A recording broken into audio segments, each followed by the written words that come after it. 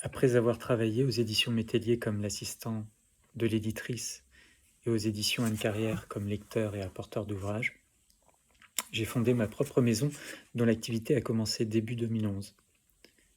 Toutes ces années, j'ai appris mon métier d'éditeur, la lecture de manuscrits, leur évaluation, le travail avec l'auteur, le pari quand il se décide, l'éditeur, à faire un texte et la prise de risque qui en découle. J'ai appris la relation éditeur, diffuseur, distributeur, la présentation des nouveautés à paraître, le respect d'un programme de diffusion, le travail en amont pour respecter les dates butoirs, les réunions avec les représentants, la réflexion sur les axes de promotion, les offices. J'ai appris la relation éditeur-libraire, la relation éditeur-imprimeur. J'ai toujours tout géré au sein de ma structure. Sans grands moyens, avec un capital de 15 000 euros, qui faisait fuir les diffuseurs au début, j'ai fait le pari de réussir à donner à cette maison une petite place dans le paysage éditorial. En résumé, pour reprendre les mots de beaucoup, une folie. Moi, je dirais plutôt une passion folle. J'ai connu plusieurs étapes, mais chaque fois, des bonnes nouvelles venaient m'encourager. C'était par exemple une rencontre se transformant en aide financière. C'était des libraires qui découvraient nos livres, les aimaient et les mettaient en avant. C'était des mots d'encouragement. C'était beau, c'était émouvant, c'était motivant. Malgré les difficultés, j'allais de l'avant et continuais de croire en l'horizon. Il y eut des reprises en poche, par le livre de poche et Centre France, des livres traduits à l'italien, par des maisons prestigieuses comme Volande ou Arco Iris. Des auteurs ont été repris par Seuil, d'autres par Prélude, ou encore Robert Laffont. En cela, je peux dire que la maison a eu un rôle de découvreur de talent.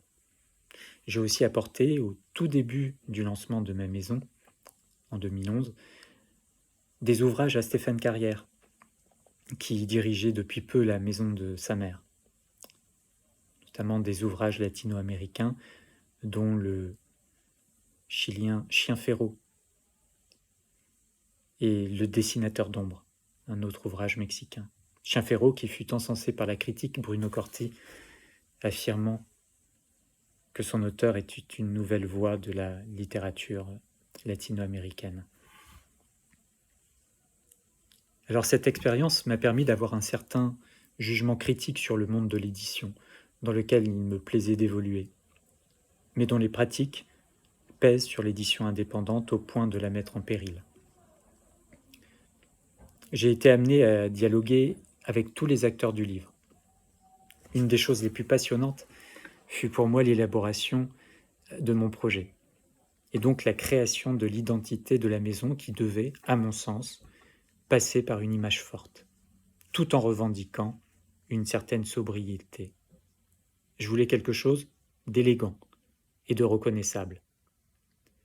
C'était mon côté vieux jeu, réminiscence d'une attirance pour la tradition.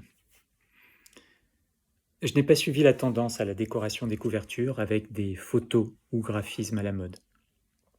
Je voulais que la maison soit tout de suite identifiable, et cela a marché, même si certains me conseillaient de changer les couvertures, d'autres disaient qu'elles étaient jolies et élégantes, notamment parmi ces personnes des graphistes print. J'ai donc considéré que le pari était gagné. Une marque éditoriale qui s'identifie en premier lieu par le cercle bleu, déclinée en fonction des histoires que les livres renferment. Voilà ce que j'ai fait. J'ai pu observer également les libraires et comprendre leurs problématiques. Il faut partir du postulat que le libraire peut vendre ce qu'il veut, à partir du moment où il joue le rôle, le jeu plutôt, de son métier. Donc, qu'il en tire une certaine passion.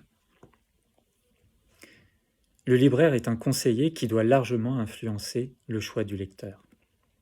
On pourrait alors penser que le libraire a toute la liberté de vendre ce qu'il aime dans sa librairie. Nonobstant, les choses ne sont pas si simples. Le libraire éprouve une certaine démotivation, une perte d'intérêt pour le cœur de son métier. Il est intéressant de constater que les raisons qui expliquent sa perte d'intérêt sont les mêmes qui expliquent les difficultés rencontrées par les petites maisons d'édition indépendantes. J'ai souvent eu l'envie d'envoyer tout valser, mais il y avait quelque chose qui était là, encore. C'était un peu de lumière qui me poussait à m'accrocher encore et toujours à mon petit caillou graisseux. Heureusement, je levai la tête. Et dans le bleu infini, cette étoile me rappelait que tout était possible, à partir du moment où l'on y croit. Malheureusement, il a fallu que je me fasse à une réalité cruelle.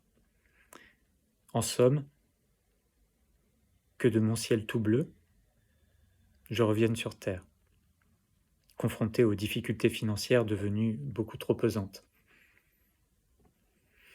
Alors j'ai amorcé ma descente. Les ailes d'un oiseau percées par des balles, une chute, et la maison a cessé toute publication. J'ai dû suspendre les projets en cours, prometteurs, un coup de poing dans le cœur. Aujourd'hui, après plus de 2 ans d'éloignement, à reprendre les études pour oublier l'échec, je me rends compte que c'est toujours là, en moi, que j'ai besoin de faire des livres, parce que c'est ce qui me transporte le plus, ce qui me donne du sens. Alors le petit caillou graisseux redevient terre promise, belle, inondée d'une douce lumière, sous un ciel bleu, bleu, si bleu, bleu à en foutre le tournis, bleu à s'en évanouir.